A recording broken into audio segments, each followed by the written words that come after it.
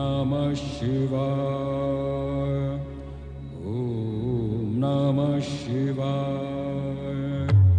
ॐ नमः शिवाय। 16 सोमवार व्रत कथा।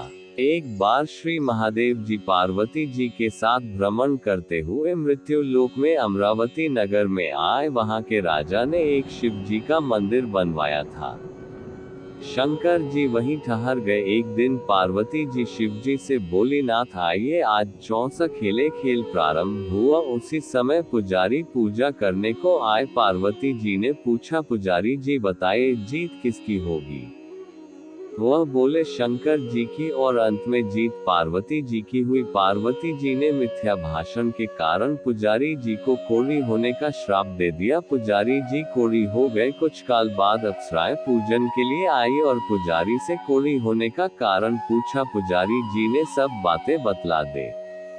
अप्सराएं बोली, पुजारी जी तुम 16 सोमवार का व्रत करो, महादेव जी तुम्हारा कष्ट दूर करेंगे। पुजारी जी ने उत्सुकता से व्रत की विधि पूछी। अप्सरा बोली, सोमवार को व्रत करे, संध्या उपासना उपरांत आधा सेर गेहूं के आटे का चूरमा बनाए तथा मिट्टी की 3 मूर्ति बनाएगी। धूप दीप नैवेद्य बेल पत्री से पूजन करे। बाद में चूरमा भगवान शंकर को अर्पित कर प्रसाद ले।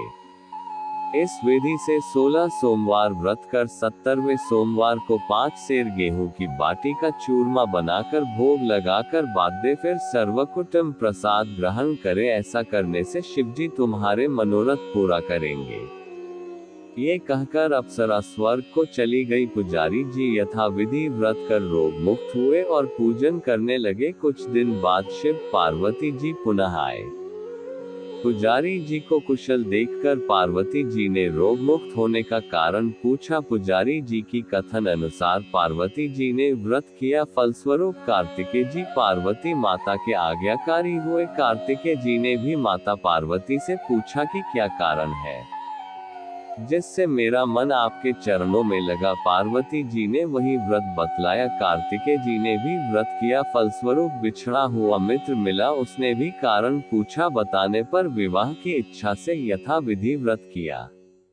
वह विदेश गया। वहां राजा की कन्या का स्वयंवर हो रहा था। राजा का प्रण था कि हथनी जिसको माला पहन आएगी उसी के साथ पुत्री का विवाह होगा। वह ब्राह्मण भी स्वयंवर की इच्छा से एक और जा बैठा। हथिनी ने माला इसी ब्राह्मण कुमार को पहनाते धूमधाम से विवाह हुआ। तत्पश्चात दोनों सुख से रहने लगे। एक दिन राजकन्या ने पूछा, ना आपने कौन सा पुण्य किया जिससे राजकुमारों को छोड़? हथिनी ने आपका वर्णन किया। ब्राह्मण ने 16 सोमवार का व्रत सह विधि बताया। राजकन्या ने पुत्र प्राप्ति के लिए व्रत किया और सर्वगुण संपन्न पुत्र प्राप्त किया। बड़े होने पर पुत्र ने पूछा, माताजी किस पुण्य से मेरी प्राप्ति आपको हुई? राजकन्या ने सब विधि 16 सोमवार का व्रत बताया। पुत्र राज्य की कामना से व्रत करने लगा। उसी समय राजा के दूतों ने आकर उसे राजकन्या के लिए वरण किया। आनंद से विवाह संपन्न हुआ। राजा के व्यस्त होने पर ब्राह्मण कुमार को गद्दी मिली। फिर भी वह इस व्रत को करता रहा। एक दिन अपनी पत्नी को पूजा सामग्री शिवालय में ले जाने को कहा, परंतु उसने वासियों द्वारा भिजवा दी। जब राजा ने पूजन समाप्त किया तो आकाशवाणी हुई, इस पत्नी को निकाल दे, नहीं तो तेरा सत्यानाश कर देगी। प्रभु की आज्ञा मान उसने रानी को निकाल दिया। रानी भाग्य को कोसते हुए नगर में बुढ़िया के पास आई। दिन देखकर बुढ़िया ने इसके सिर पर सूत की पोटली रख बाजार भेजा। रास्ते में आंधी आई, पोटली उड़ गई। बुढ़िया ने फटका कर भगा दिया। वहां से तेली के यहाँ पहुंची तो सब बर्तन चटक गए। तेली ने भी निकाल दिया। पानी पीने नदी पहुंची तो नदी सूख गई। सरोवर पहुंची तो हाथ का स्पर्श होते ही जल में कीड़े पड़ गए।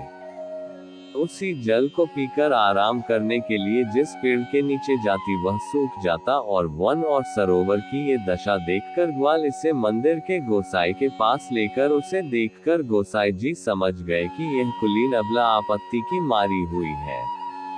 धैर्य बांधते हुए बोले, बेटी तू मेरे यहाँ रह, किसी बात की चिंता मत कर। रानी आश्रम में रहने लगी, परंतु जिस वस्तु पर इसका हाथ लगे उसी में कीड़े पड़ जाए दुखी हो। गोसाई जी ने पूछा, बेटी किस देव के अपराध से तेरी ये दशा हुई? मैंने पति की आज्ञा का उल्लंघन किया और महादेव जी की पूजा नहीं हुई। गोसाई जी ने शिवजी जी से प्रार्थना की। गोसाई जी बोले, बेटी तुम 16 सोमवार व्रत करो। रानी ने सविधि व्रत पूरा किया के प्रभाव से राजा को रानी की याद आई और दूतों को उसकी खोज करने भेजा।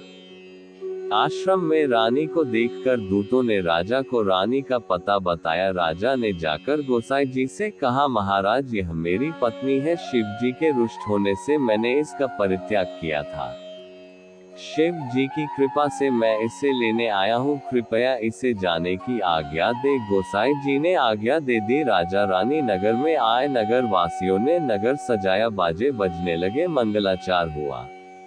शिव जी की कृपा से प्रतिवर्ष 16 सोमवार का व्रत कर रानी के साथ रहने लगे। इसी प्रकार जो मनुष्य भक्ति सहित और विधि पूर्वक 16 सोमवार व्रत को करता है और कथा सुनता है, उसकी सभी मनोकामनाएं पूर्ण होती हैं और अंत में वह शिवलोक को प्राप्त होता है।